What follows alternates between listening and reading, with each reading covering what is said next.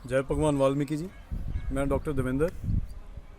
मैं इस वक्त हाँ ज्ञान आश्रम भगवान वाल्मीकि तीरथ ते तुसीं देख रहे होवोगे पिछे लाल झंडे झूल रहे हैं, पिछे तीरथ दर्शन भी कर रहे होंगे। आज बड़ा इंपॉर्टेंट दिन है। कैमरा है लवप्रीत वाल्मीकि जी के हथ। ਅੱਜ इंपॉर्टेंट दिन इसलिए है क्योंकि ਅੱਜ संविधान दिवस है। बड़ी सोहनी धुप निकली है। ਤੁਹਾਨੂੰ ਸਾਰਿਆਂ ਨੂੰ, ਮੇਰੇ ਦੇਸ਼ਵਾਸੀਆਂ ਨੂੰ, ਭਾਰਤ ਦੇ ਸਮੂਹ ਦੇਸ਼ਵਾਸੀਆਂ ਨੂੰ, ਮੇਰੇ ਹਮ ਵਤਨਾਂ ਨੂੰ संविधान दिवस ਦੀਆਂ बहुत बहुत शुभकामनावां। ਅੱਜ ਨੈਸ਼ਨਲ ਲਾਅ ਡੇ ਜਾਂ ਕਹਿ ਲਓ ਕਿ ਨੈਸ਼ਨਲ ਕਨਸਟੀਟਿਊਸ਼ਨਲ ਡੇ ਹੈ।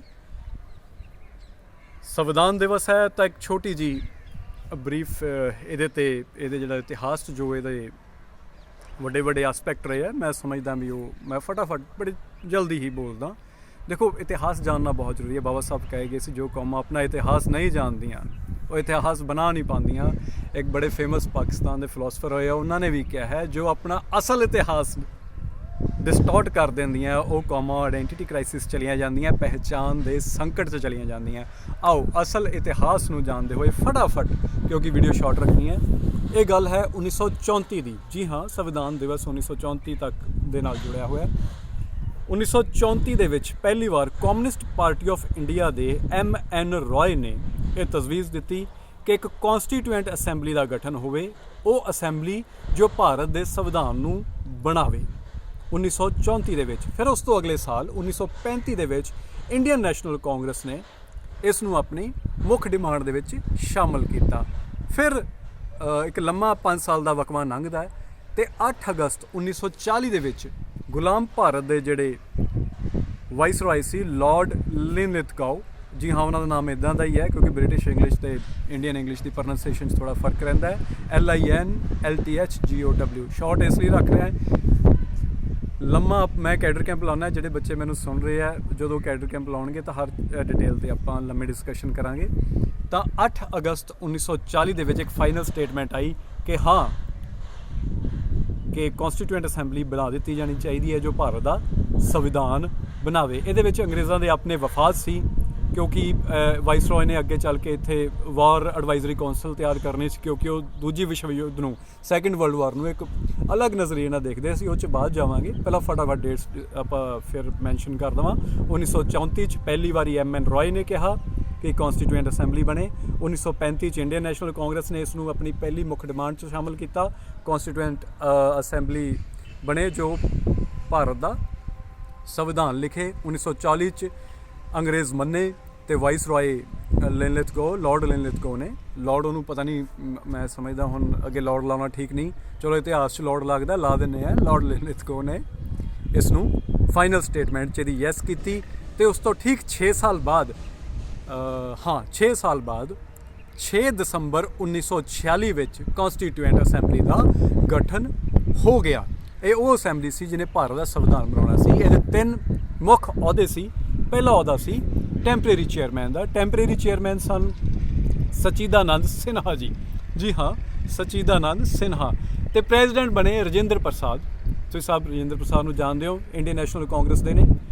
ਤੇ ਤੀਸਰੇ ਬਣੇ ਅਹੁਦੇਦਾਰ, ਜਿਹੜਾ ਸਭ ਤੋਂ ਮੁੱਖ ਅਹੁਦਾ ਜਿਹਨੇ ਸਾਰਾ ਕੰਮ ਕਰਨਾ ਸੀ, ਉਹ ਸੀ ਡਰਾਫਟਿੰਗ ਕਮੇਟੀ ਦੇ ਚੇਅਰਮੈਨ। ਡਰਾਫਟਿੰਗ ਕਮੇਟੀ ਦੇ ਚੇਅਰਮੈਨ ਸਨ ਡਾਕਟਰ B.R. ਅੰਬੇਡਕਰ ਸਾਹਿਬ। ਜੀ ਹਾਂ, ਇਹ 3 ਮੁੱਖ ਅਹੁਦੇ ਸੀ। ਇਹਨਾਂ ਨੇ ਹੀ ਭਾਰਤ ਦਾ ਸਾਰਾ ਸੰਵਿਧਾਨ, ਸਾਰਾ ਢਾਂਚਾ ਖੜਾ ਕਰਨਾ ਸੀ। ਚਲੋ, ਜ਼ਿੰਮੇਵਾਰੀ ਆਈ ਡਾਕਟਰ B.R. ਅੰਬੇਡਕਰ ਸਾਹਿਬ ਕੋਲ ਤੇ ਡਾਕਟਰ B.R. ਅੰਬੇਡਕਰ ਸਾਹਿਬ ਨੇ ਬਹੁਤ ਹੀ ਖੂਬਸੂਰਤ, ਇਸ ਦੁਨੀਆ ਦਾ ਸਭ ਤੋਂ ਵੱਡਾ, ਸਭ ਤੋਂ ਫਲੈਕਸੀਬਲ ਤੇ ਸਭ ਤੋਂ ਨਿਆਂਪ੍ਰਿਯ ਸੰਵਿਧਾਨ ਬਣਾ ਕੇ ਸਾਨੂੰ ਭਾਰਤ ਦੀ ਜਨਤਾ ਨੂੰ ਦਿੱਤਾ। ਪ੍ਰਸਤਾਵਨਾ ਤੁਸੀਂ ਸਭ ਜਾਣਦੇ ਹੋ ਕੀ ਹੈ। ਮੈਂ ਵੀਡੀਓ ਕੋਈ ਸ਼ਾਰਟ ਰੱਖਣੀ ਹੈ, ਥੋੜ੍ਹਾ ਤੇਜ਼ ਬੋਲਣਾ ਪੈ ਰਿਹਾ। ਤੇ 1949 26 ਨਵੰਬਰ 1949 ਨੂੰ ਇਹ ਸੰਵਿਧਾਨ ਬਣ ਕੇ ਤਿਆਰ ਹੋ ਕੇ ਭਾਰਤ ਸਰਕਾਰ ਦੇ ਹੱਥ ਦੇ ਦਿੱਤਾ ਗਿਆ।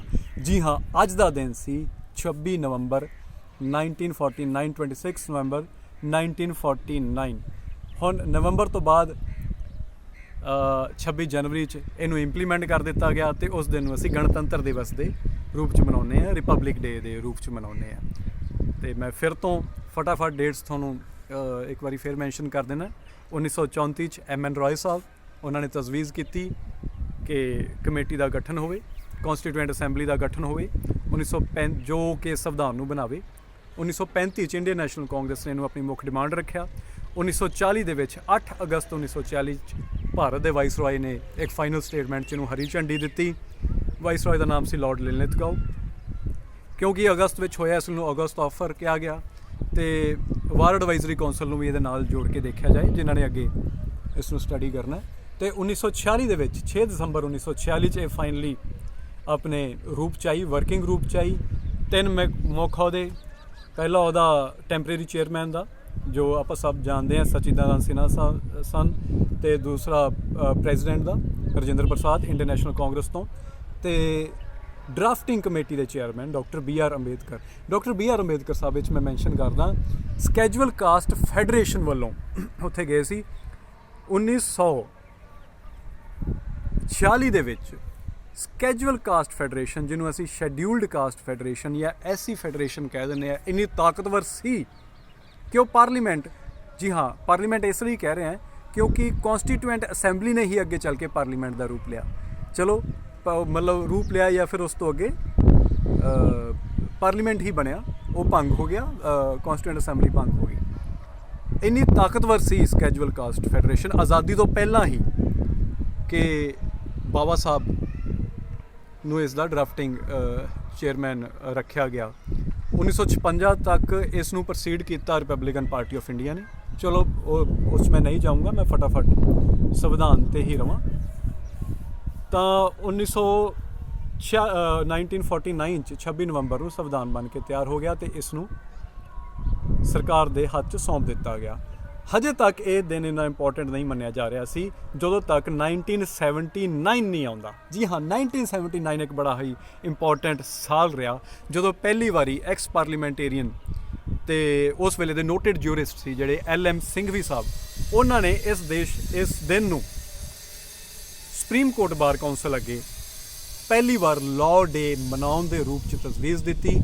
ਮੋਹਰਾਂ ਲੱਗੀਆਂ, ਹਾਂ ਹੋਈ ਤੇ 1979 ਦੇ ਵਿੱਚ LM ਸਿੰਘਵੀ ਸਾਹਿਬ ਦੇ ਸਦਕਾ ਇਹ ਦਿਨ ਪਹਿਲੀ ਵਾਰ ਲਾਅ ਡੇ ਦੇ ਰੂਪ 'ਚ ਮਨਾਉਣਾ ਸ਼ੁਰੂ ਹੋਇਆ। ਮੈਂ ਬੜੀ ਵਧਾਈ ਦਿੰਦਾ ਸੁਪਰੀਮ ਕੋਰਟ ਦੀ ਬਾਰ ਕੌਂਸਲ ਦਾ ਕਿ ਉਹਨਾਂ ਨੇ ਇੰਨੇ ਇੰਪੋਰਟੈਂਟ ਦਿਨ ਨੂੰ ਆਪਣੇ ਦਿਮਾਗ 'ਚ ਰੱਖਦੇ ਹੋਏ ਭਾਰਤ ਨੂੰ ਪਹਿਲੀ ਵਾਰੀ ਲਾਅ ਡੇ ਜਿਹੜਾ ਹੈ ਉਹ ਦਿੱਤਾ। ਪਰ ਹਾਲੇ ਤੱਕ 1979 ਤੱਕ ਇਸ ਦਿਨ ਨੂੰ ਸੰਵਿਧਾਨ ਦਿਵਸ ਨਹੀਂ ਕਿਹਾ ਜਾਂਦਾ ਸੀਗਾ ਕਿਉਂਕਿ ਇਹ ਭਾਰਤ ਦੇ ਗਜ਼ਟ ਵਿੱਚ ਸ਼ਾਮਲ ਨਹੀਂ ਸੀ। ਤਾਂ ਉਸ ਤੋਂ ਬਾਅਦ ਸਰਕਾਰਾਂ ਆਈਆਂ, ਕਈ ਗਈਆਂ, ਅਟਲ ਬਿਹਾਰੀ ਵਾਜਪਾਈ, ਇੰਦਰ ਕੁਮਾਰ ਗੁਜਰਾਲ ਸਾਹਿਬ ਦੀ ਸਰਕਾਰ ਰਹੀ, ਦੇਵੇ ਗੌੜਾ ਸਾਹਿਬ ਦੀ, ਨਰਸਿਮਹਾ ਰਾਓ ਸਾਹਿਬ ਦੀ ਸਰਕਾਰ ਰਹੀ, ਪਰ ਐਂਡ 'ਚ 2015 'ਚ ਭਾਰਤ ਦੀ ਗੌਰਮੈਂਟ ਨੇ ਇਸ ਨੂੰ ਪਹਿਲੀ ਵਾਰ, ਜਦੋਂ ਮੋਦੀ ਗੌਰਮੈਂਟ ਆਈ, ਦੇਖੋ ਕ੍ਰੈਡਿਟ ਹੈ, ਚਾਹੇ ਮੈਂ BJP ਨਾਲ ਸਹਿਮਤ ਹਾਂ ਜਾਂ ਨਹੀਂ ਹਾਂ, ਵੈਸੇ ਮੈਂ BJP ਨਾਲ ਸਹਿਮਤ ਕਈ ਮੁੱਦਿਆਂ 'ਤੇ ਹੈ ਨਹੀਂ, ਪਰ ਇਹ ਸੱਚ ਹੈ ਕਿ BJP ਦੀ ਮੋਦੀ ਸਰਕਾਰ ਵੇਲੇ ਹੀ ਇਸ ਦਿਨ ਨੂੰ 26 ਨਵੰਬਰ ਨੂੰ 2015 ਦੇ ਵਿੱਚ ਭਾਰਤ ਦੇ ਗਜ਼ਟ ਵਿੱਚ ਸੰਵਿਧਾਨ ਦਿਵਸ ਦੇ ਰੂਪ 'ਚ ਸ਼ਾਮਲ ਕੀਤਾ ਗਿਆ ਤੇ ਸਾਨੂੰ ਸਮੂਹ ਭਾਰਤੀਆਂ ਨੂੰ, ਹਮ ਵਤਨਾਂ ਨੂੰ, ਸਾਨੂੰ ਸਾਡਾ ਪਹਿਲਾ ਸੰਵਿਧਾਨ ਦਿਵਸ ਜੋ ਹੈ ਮਿਲਿਆ। ਜੀ ਹਾਂ, 2015 'ਚ ਮਿਲਿਆ। ਦੇਖੋ 1949 ਜਾਂ ਕਰੀਬ 1950 ਤੇ 2015 'ਚ ਕਿੰਨਾ ਵਕਵਾ। ਪਤਾ ਨਹੀਂ ਕਿਉਂ ਇਸ ਦੇਸ਼ ਦੀਆਂ ਸਰਕਾਰਾਂ ਨੂੰ ਇਹ ਸੰਵਿਧਾਨ ਕਦੀ ਆਪਦਾ ਸੰਵਿਧਾਨ ਲੱਗਿਆ ਨਹੀਂ। ਕਾਫੀ ਵਕਵਾ ਲੱਗਿਆ, ਖੈਰ ਦੇਰ ਆਏ ਦਰੁਸਤ ਆਏ, ਗਜ਼ਟ 'ਚ ਪਹਿਲੀ ਵਾਰ ਇਹਨੂੰ ਸ਼ਾਮਲ ਕੀਤਾ ਗਿਆ ਤੇ ਹੁਣ ਅਸੀਂ ਸਾਡੇ ਦੇਸ਼ ਦੇ ਭਾਰਤ ਵਾਸੀ, ਮੇਰੇ ਹਮਵਤਨ, ਅਸੀਂ ਵੀ ਹੁੱਬ ਕੇ ਕਹਿ ਸਕਦੇ ਹਾਂ ਕਿ ਬਾਕੀ ਮੁਲਕਾਂ ਵਾਂਗੂ ਸਾਡਾ ਵੀ ਇੱਕ ਸੰਵਿਧਾਨ ਦਿਵਸ ਹੈ। ਇੰਨਾ ਹੀ ਕਹਿੰਦੇ ਹੋਏ ਮੈਂ ਤੁਹਾਡੇ ਤੋਂ ਇਜਾਜ਼ਤ ਲੈਣਾ। ਜੇ ਕਹਿੰਦੇ ਤਾਂ ਡੇਟ ਫਿਰ ਦੁਬਾਰਾ ਮੈਂਸ਼ਨ ਕਰ ਦੇਣਾ ਸਾਰੀਆਂ। 1934, 1935 'ਚ ਇੰਡੀਅਨ ਨੈਸ਼ਨਲ ਕਾਂਗਰਸ, 1934 'ਚ ਕਮਿਊਨਿਸਟ ਪਾਰਟੀ ਆਫ ਇੰਡੀਆ ਦੇ MN ਰਾਏ ਤੇ 1940 'ਚ 8 ਅਗਸਤ ਸਾਡੇ ਵਾਇਸਰੋਏ ਤੇ 1946 'ਚ ਕੌਂਸਟੀਟਿਊਐਂਟ ਅਸੈਂਬਲੀ ਦਾ ਗਠਨ ਹੋਇਆ। 1949 'ਚ ਸੰਵਿਧਾਨ ਬਣ ਕੇ ਤਿਆਰ ਹੋਇਆ, 26 ਨਵੰਬਰ ਨੂੰ ਤਿਆਰ ਹੋਇਆ ਤੇ 1979 ਇਹੀ ਦਿਨ ਲਾਅ ਡੇ ਦੇ ਰੂਪ 'ਚ ਮਨਾਇਆ ਜਾਣ ਲੱਗਿਆ ਬਾਰ ਕੌਂਸਲ ਆਫ ਸੁਪਰੀਮ ਕੋਰਟ ਵੱਲੋਂ। ਇਹਦੇ ਪਿੱਛੇ ਸਨ LM ਸਿੰਘਵੀ ਸਾਹਿਬ, ਐਕਸ ਪਾਰਲੀਮੈਂਟੇਰੀਅਨ ਤੇ ਉਸ ਵੇਲੇ ਦੇ ਨੋਟਡ ਜਿਊਰਿਸਟ, ਤੇ 2015 'ਚ ਪਹਿਲੀ ਵਾਰੀ ਭਾਰਤ ਦੇ ਗਜ਼ਟ 'ਚ ਆਇਆ ਤੇ ਸਾਨੂੰ ਸੰਵਿਧਾਨ ਦਿਵਸ ਮਿਲਿਆ। ਇੰਨਾ ਹੀ ਕਹਿੰਦੇ ਹੋਏ ਮੈਂ ਇਜਾਜ਼ਤ ਲੈਣਾ। ਮੈਂ ਫਿਰ ਤੋਂ ਦੱਸਦਾ, ਕੈਮਰਾ ਅੱਜ ਲਵ ਵਾਲਮੀਕੀ ਦੇ ਹੱਥ 'ਚ ਥੋੜ੍ਹਾ ਮੁਸਕਰਾ ਰਹੇ ਨੇ, ਮੈਨੂੰ ਕੁਝ ਕਹਿਣਾ ਚਾਹ ਰਹੇ, ਮੈਨੂੰ ਸਮਝ ਨਹੀਂ ਆ ਰਹੀ। ਐਨੀ ਹਾਓ, ਇੰਨਾ ਹੀ ਕਹਿੰਦੇ ਹੋਏ ਦੁਬਾਰਾ ਤੋਂ ਭਗਵਾਨ ਵਾਲਮੀਕੀ ਤੀਰਥ ਗਿਆਨ ਆਸ਼ਰਮ ਤੋਂ ਤੁਹਾਨੂੰ ਸਭ ਨੂੰ ਸੰਵਿਧਾਨ ਦਿਵਸ ਦੀਆਂ ਬਹੁਤ ਬਹੁਤ ਵਧਾਈਆਂ, ਬਹੁਤ ਬਹੁਤ ਮੁਬਾਰਕਬਾਦ। 2020 ਬੜਾ ਸੰਘਰਸ਼ੀਲ ਨਿਕਲਿਆ ਕਿਉਂਕਿ ਕਰੋਨਾ ਦਾ ਇਹ ਸਾਰਾ ਸਾਲ ਹੀ ਕਰੋਨਾ 'ਚ ਲੰਘਿਆ। ਮੈਂ ਉਮੀਦ ਕਰਦਾ 2021 ਬਿਮਾਰੀਆਂ ਤੋਂ ਮੁਕਤ ਰਵੇ ਤੇ ਉਹ ਵੀ ਸੰਘਰਸ਼ਸ਼ੀਲ ਨਿਕਲੇ। ਸੰਘਰਸ਼ਸ਼ੀਲ ਇਸ ਲਈ ਕਹਿ ਰਿਹਾ ਕਿਉਂਕਿ ਜਿਹੜੀ ਕੌਮਾਂ ਸੰਘਰਸ਼ ਕਰਦੀਆਂ ਰਹਿੰਦੀਆਂ ਉਹ ਜ਼ਿੰਦਾ ਰਹਿੰਦੀਆਂ। ਚਲੋ ਇੰਨਾ ਹੀ ਕਹਿੰਦੇ ਹੋਏ ਮੈਂ ਅਖੀਰਲਾ ਨਾਰਾ ਜੋ ਹਮੇਸ਼ਾ ਲਾਉਣਾ, ਜੈ ਭਗਵਾਨ ਵਾਲਮੀਕੀ, ਜੈ ਭੀਮ, ਜੈ ਭਾਰਤ, ਜੈ ਸੰਵਿਧਾਨ, ਜੈ ਮੂਲ ਨਿਵਾਸੀ, ਜੈ ਆदिवासी, ਜੈ ਮਜ਼ਦੂਰ ਔਰਤ, ਜੈ ਮਜ਼ਦੂਰ ਮਾਂ ਤੇ ਉਸ ਮਜ਼ਦੂਰ ਮਾਂ ਦੀ ਮਜ਼ਦੂਰੀ ਨੂੰ ਮੇਰਾ ਜੈ ਭੀਮ, ਉਸ ਮਜ਼ਦੂਰ ਮਾਂ ਦੀ ਮਜ਼ਦੂਰੀ ਨੂੰ ਮੇਰਾ ਜੈ ਭਾਰਤ। 26 ਨਵੰਬਰ ਸੰਵਿਧਾਨ ਦਿਵਸ ਤੁਹਾਨੂੰ ਸਭ ਨੂੰ ਬਹੁਤ ਬਹੁਤ ਤੁਹਾਨੂੰ ਵਧਾਈ ਹੋਵੇ। ਜੈ ਭੀਮ, ਜੈ